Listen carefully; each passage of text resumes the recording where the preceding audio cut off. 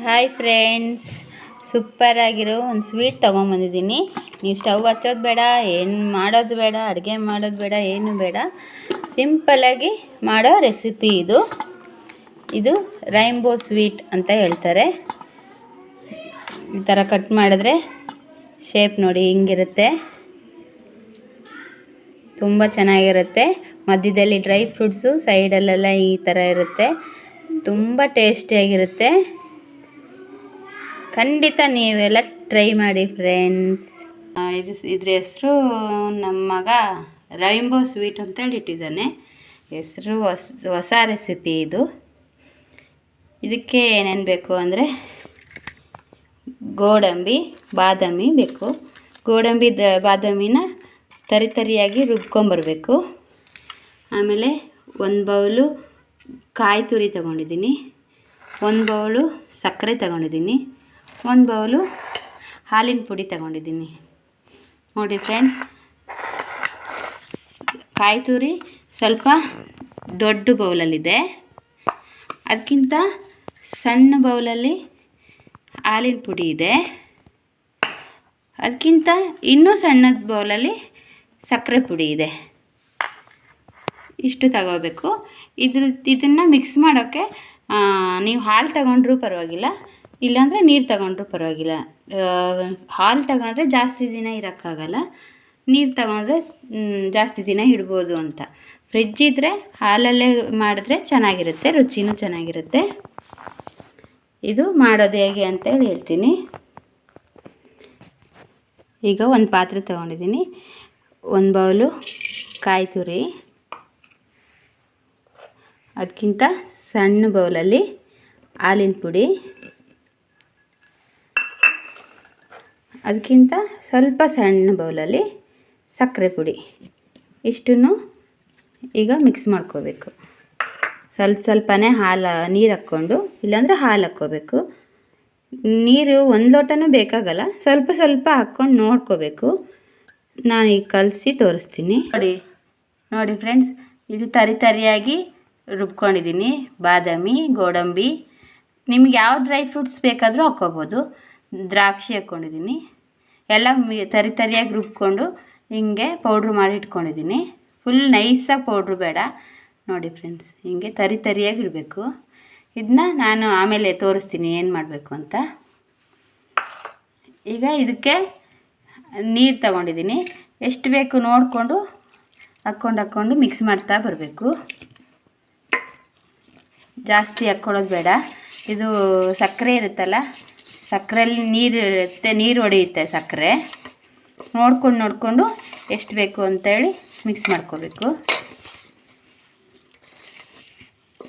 ಇದಕ್ಕೆ ಏಲಕ್ಕಿ ಪೌಡ್ರ್ ಆದರೂ ಹಾಕ್ಕೋಬೋದು. ವೆನಿಲಾ ಎಸೆನ್ಸ್ ಇದ್ದರೆ ವೆನಿಲಾ ಎಸೆನ್ಸ್ ಹಾಕ್ಕೊಳ್ಳಿ, ಇಲ್ಲಾಂದರೆ ಬಾದಾಮಿ ಹಾಲಿನ ಪೌಡ್ರ್ ಇದ್ದರೆ ಹಾಲಿನ ಪೌಡ್ರ್ ಹಾಕ್ಕೊಳ್ಳಿ.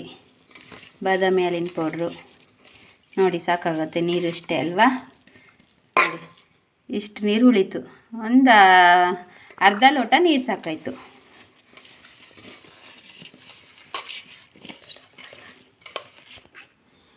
ನೋಡಿ ಫ್ರೆಂಡ್ಸ್, ಬಾದಾಮಿ ಹಾಲಿನ ಪುಡಿ ತಗೊಂಡಿದ್ದೀನಿ.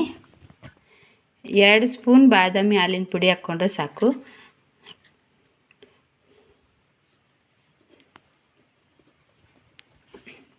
ನೋಡಿ ಫ್ರೆಂಡ್ಸ್, ಇದು ನೋಡಿ ಎಷ್ಟು ಬೇಗ ನೀರಾಯಿತು ಅಂತ. ಇಷ್ಟು ನೀರಾಗಿಬಿಡುತ್ತೆ. ಜಾಸ್ತಿ ನೀರು ಹಾಕ್ಕೋಬಾರ್ದು ಅಂತ ಹೇಳಿದ್ರೆ ಅದಕ್ಕೆ. ಸಕ್ಕರೆ ಪುಡಿ ಹಾಕಿದ್ದೀವಲ್ಲ, ನೀರು ಹೊಡಿತಾ ಇದೆ.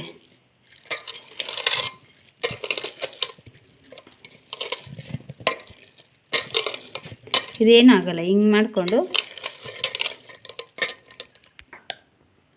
ಈಗ ತರಿಯಾಗಿ ರುಬ್ಕೊಂಡಿಟ್ಟು ಪೌಡ್ರ್ ಇದೆಯಲ್ಲ, ಈ ಪೌಡ್ರಿಗೆ ಈ ಕಲಸಿಟ್ಕೊಂಡಿರೋದು ಒಂದು ಸ್ವಲ್ಪ ಇಷ್ಟು ತಗೊಂಡು ಹೋಗ್ಕೋಬೇಕು. ಇಷ್ಟು ಹಾಕ್ಕೊಂಡ್ರೆ ಸಾಕು. ಇದನ್ನ ನೋಡಿ ಫ್ರೆಂಡ್ಸ್, ಚೆನ್ನಾಗಿ ಮಿಕ್ಸ್ ಮಾಡಿಕೊಂಡು ಒಂದು ಬೌಲಲ್ಲಿ ಹಾಕಿಟ್ಕೊಂಡಿದ್ದೀನಿ. ಇಷ್ಟೇ ಫ್ರೆಂಡ್ಸ್ ರೆಸಿಪಿ. ಈಗ ಇದನ್ನು ಹೆಂಗೆ ರೆಡಿ ಮಾಡೋದು ಅಂತ ತೋರಿಸ್ತೀನಿ. ಈ ಥರ ಹಿಟ್ಟಿಂದು ಕವರ್ ಇರುತ್ತಲ್ಲ, ಆ ಕವರ್ ತಗೊಂಡು ಆ ಕವರ್ ಮೇಲೆ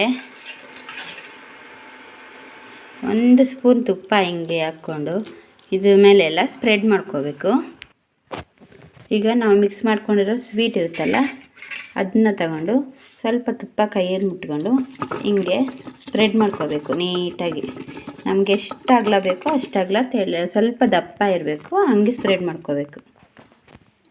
ಈಗ ಡ್ರೈ ಫ್ರೂಟ್ಸ್ನ ಮಿಕ್ಸ್ ಮಾಡ್ಕೊಂಡಿರೋದಿರುತ್ತಲ್ಲ ಅದನ್ನ ಒಂದು ಪ್ಲೇಟಲ್ಲಿ ಸ್ವಲ್ಪ ತುಪ್ಪ ಹಾಕ್ಕೊಂಡು ಹೀಗೆ ಉದ್ದಕ್ಕೆ ಹಂಗೆ ರೋಲ್ ಮಾಡ್ಕೋಬೇಕು. ಈ ಥರ ರೋಲ್ ಮಾಡ್ಕೋಬೇಕು. ಈಗ ಇದು ಹಿಂಗೆ ಸ್ಪ್ರೆಡ್ ಮಾಡ್ಕೊಂಡಿದ್ದೀವಿ. ಸ್ವಲ್ಪ ಅಗಲ ಮಾಡ್ಕೋಬೇಕು, ಉದ್ದ ಕಡಿಮೆ ಮಾಡ್ಕೋಬೇಕು, ಹಿಂಗೆ ಮಾಡ್ಕೋಬೇಕು. ಈಗ ಅದನ್ನು ಈ ರೋಲ್ನ ಇಲ್ಲಿ ಮಧ್ಯದಲ್ಲಿ ಇಡಬೇಕು. ನೋಡಿ ಫ್ರೆಂಡ್ಸ್, ಹಿಂಗೆ ಮಾಡಿಕೊಂಡು ಇದನ್ನು ಹಿಂಗೆ ಇದ್ರ ಮೇಲೆ ಹಾಕ್ಕೋಬೇಕು.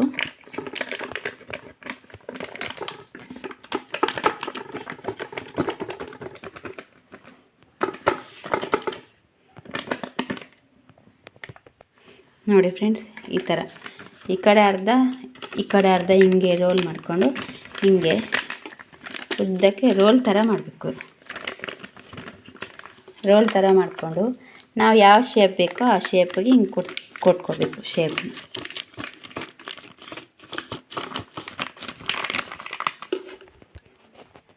ನೋಡಿ ಫ್ರೆಂಡ್ಸ್, ಹಿಂಗೆ ಉದ್ದಕ್ಕೆ ರೌಂಡ್ ಮಾಡಿಕೊಂಡು ರೋಲ್ ಮಾಡಿಕೊಂಡು ಹಿಂಗೆ ನಾವು ಶೇಪ್ ಕೊಡಬೇಕು. ಈಗ ಇದನ್ನು ಫ್ರೀಝರಲ್ಲಿಟ್ಟರೆ ಒಂದು 20 ಮಿನಿಟ್ಸ್ ಸಾಕು. ಫ್ರಿಜ್ಜಲ್ಲಿ ನಾರ್ಮಲ್ ಟೆಂಪ್ರೇಚರಲ್ಲಿಟ್ಟರೆ 1-2 ಅವರ್ ಆದರೂ ಬೇಕು. ಫ್ರಿಜ್ಜಲ್ಲಿ ಇಟ್ಬಿಟ್ಟು ಹೆಂಗಾಯಿತು ಅಂತ ತೋರಿಸ್ತೀನಿ ನಿಮಗೆ. ಈಗ ಫ್ರಿಜ್ಜಲ್ಲಿ ಇಟ್ಟು ತಗೊಂಬಂದಿದ್ದೀವಿ, ನೋಡೋಣ ಹೆಂಗಾಗಿದೆ ಅಂತ.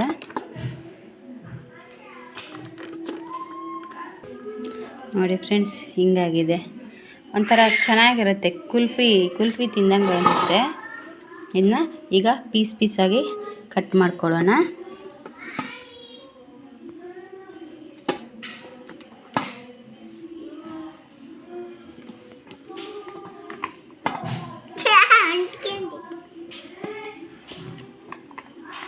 ತುಂಬ ಸೂಪರಾಗಿರುತ್ತೆ ಈ ಸ್ವೀಟು. ನೋಡಿ ಫ್ರೆಂಡ್ಸ್, ಓಪನ್ ಮಾಡಿ ತೋರಿಸ್ತೀನಿ ಹೆಂಗಿರುತ್ತೆ ಅಂತ.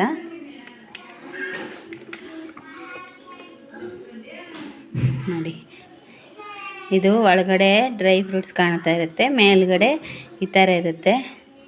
ಇದಕ್ಕೆ ರೈನ್ಬೋ ಸ್ವೀಟ್ ಅಂತ ಹೇಳಿದ್ದಾರೆ ನನ್ನ ಮಗ.